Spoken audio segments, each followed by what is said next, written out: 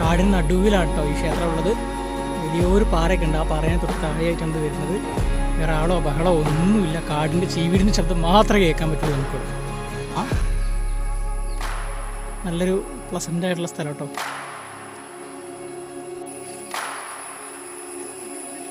ഈ അമ്പലത്തിൽ എന്നെ ഞെട്ടിച്ചൊരു കാര്യമുണ്ട്. ഇതാണത്. നോക്ക്, ഇപ്പൊ എവിടെ പോയാലും ഗുരുവായൂരൊന്നും മാത്രമല്ല, എല്ലാ ചെറിയ അമ്പലങ്ങളിലും വരെ ഗൂഗിൾ പേ. ദൈവങ്ങൾക്ക് എന്തിനാണോ ഗൂഗിൾ പേ? അതിനോട് എനിക്ക് പേഴ്സണലി യോജിപ്പാണുള്ളത്.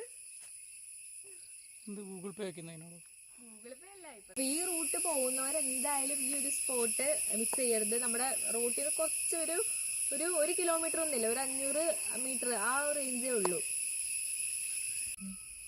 വനവിഭവങ്ങളെല്ലാം ശേഖരിക്കാനായിട്ട് ആദിവാസികൾ ഉൾക്കാടുകളിൽ പോകുമ്പോൾ ഒരു സ്ഥലത്ത്, ഏതെങ്കിലും ഒരു പ്രത്യേക സ്ഥലത്ത് അവർ ദൈവത്തെ സങ്കല്പിച്ച് പൂജിക്കാറുണ്ട്. അങ്ങനെ അവരാണ് ഇവിടെ ആദ്യമായിട്ട്